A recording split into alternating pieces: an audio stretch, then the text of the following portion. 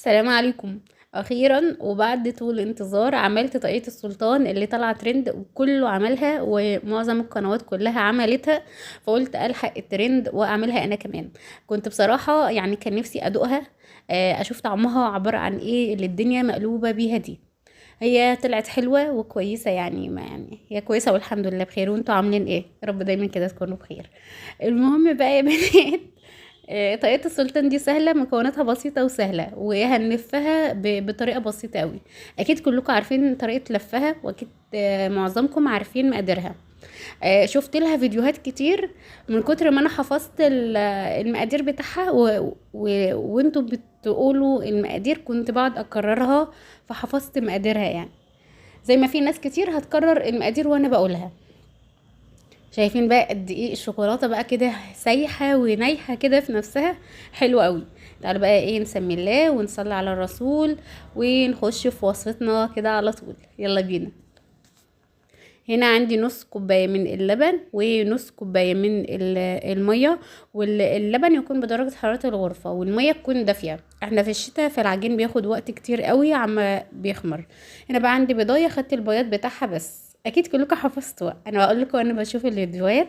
يعني حفظنا بقى بالذات في الحته بتاع ايه بيضايه هناخد منها البياض بس وهنتفاجئ ان احنا بناخد الصفار في الاخر وندهن بيه وش الطاقية بتاعت السلطان. المهم بقى حطيت 5 معالق من السكر ورشة من الملح وكيس من الخميرة الفورية وكيس من الفانيليا. وهبدأ ان انا اقلب المكونات السائلة دي كلها كده ايه مع بعض لحد ما الاقي بقى ايه الخميرة كده إيه بدأت تشتغل معايا والسكر بدأ ان هو يدوب. هبدأ ان انا احط بقى ايه الدقيق. دي بقى عبارة عن ايه هو الوصفة بتقول انا خدت الوصفة من الاستاذة نادية بصراحة يعني. قلت هجربها زيها بالظبط بس ما كانش عندي زبدة يعني اكيد الزبدة بتدي طعم حلو قوي لل... للمخبوزات. هنا بقى عندي 3 كوبايات وربع من الدقيق. انا استخدمت لما حطيت 3 كوبايات وربع من الدقيق لقيتها محتاجة دقيق برضو. حطيت حوالي كمان نص كوباية من الدقيق. يعني مجموع الدقيق 4 كوبايات الا حاجات بسيطة او 4 كوبايات عموما يعني. فكل واحدة على حسب الدقيق بتاعها بيمتص مية قد ايه. هنا بقى خلاص. قسمتهم بقى نصين. تعالوا بقى شوفوا الحركة اللي انا عملتها دي. هنا حطيت بقى هنا معلقة سمنة وهنا معلقة سمنة. هنا معلقة ونص من الكاكاو. وهنا غلطت غلطة كبيرة قوي. المفروض يعني اللي فيها الكاكاو دي ما كنتش حطيت فيها السمنة الاول. المفروض احط الكاكاو وبعد كده اعجنها والعجينة تتشرب الكاكاو خالص او حاطة معلقة السمنة او الزبدة.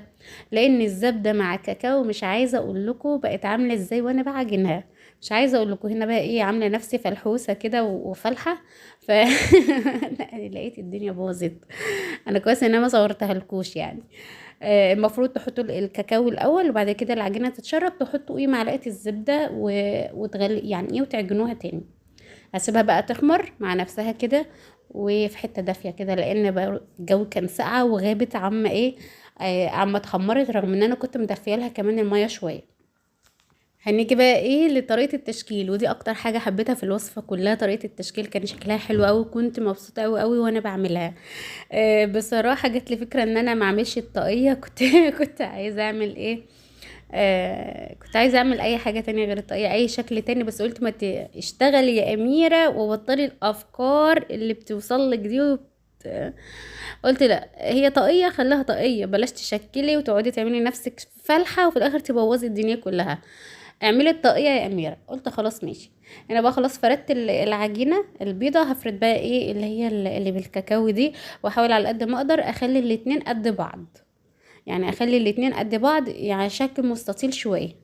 خلاص كده اجيب بقى ايه العجينتين كده احط البيضة تحت وفوقها اللي بالكاكاو كده. الحتة اللي فيها الدقيق اخليها فوق انا كده كده هنفض الدقيق ده كله. خلاص كده بحاول ان انا اظبط الاطراف زي ما انتوا شايفين كده. هنا بقى عندي ايه بقى ممكن على فكرة تلغي شفت برضو فيديوهات كتير قوي عاملة بدل ما بتحط كاكاو على العجينة بتحط كركم و... وتحشي العجينة جبنة. اي حاجه مالحه يعني بتحولها لملحه برضو، فكره حلوه. يعني بدل الكاكاو تحطي معلقه كركم عشان تبقى صفرة، العجينه صفرة وبيضه. وبتحشيها بقى من جوه ايه، جبنه وزيتون وفلفل، حاجات كده يعني. وممكن تخليها بقى دي الوصفة الأساسية بتاعت الأستاذة نادية. بس للأسف ما كانش عندي زبدة، أكيد الزبدة برضو بتديها طعم حلو زي ما أنا قلت لكم. هنا بقى عندي بقى شوكولاتة عادية، وشوكولاتة من اللي هي اللي انتوا شايفينها دي. ما علينا، حطيت بقى ايه، بدأت ان انا ألف العجينة كده بالمنظر ده. عندي بقى هنا بقى الخطوط، وعلى قد ما تقدروا خلي الخطوط متساوية عشان تطلع شكلها حلو. بقى هي دي الركة على الحتة دي، كل ما تظبطي الحتة دي هتطلع في الاخر شكلها حلو، شكلها جميل اوي. انا كنت مبسوطة اوي وانا بقى يعني شغالة فيها بصراحة. اللي وصل معايا لحد هنا يا بنات اكيد حفظته.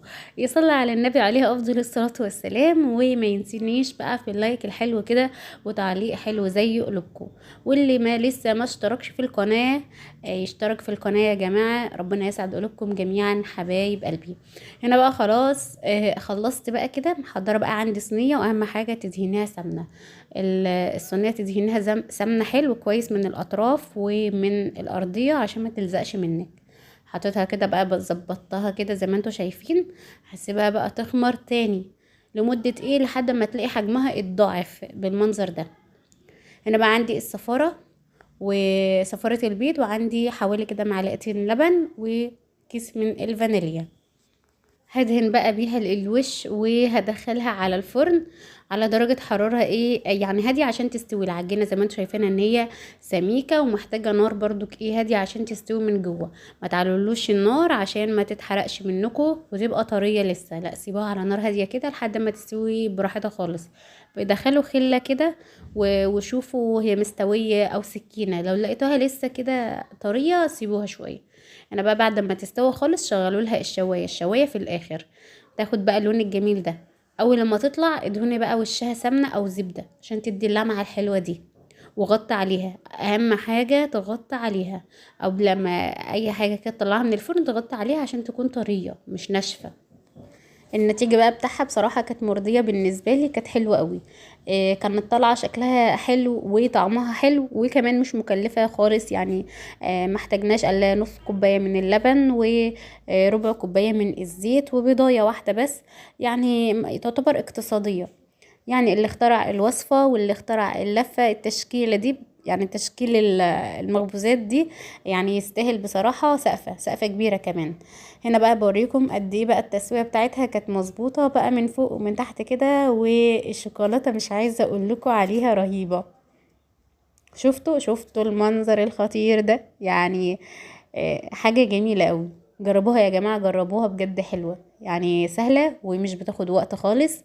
وهتفرح اولادكم قوي. كانوا الاولاد كانوا مبسوطين بيها يعني، هما كانوا واقفين ورا الكاميرا وانا بصور كده، مش عايزة اقول لكم كانوا بيقولوا ايه بصراحة يعني. جميلة قوي. وهنا بقى احب اقول لكم ان احنا خلاص بقى وصلنا لاخر الفيديو. استنوني الفيديو الجاي مع وصفة جديدة ان شاء الله باذن الله، ومع ترند جديد باذن الله. عامله لكم مفاجأة على فكرة الفيديو الجاي، استنوني. هنا بقى خلاص احب اقول لكم لو عجبكم الفيديو ما تنسونيش باشتراك وتفعيل الجرس. مع الف سلامة يا اخواتي، سلام.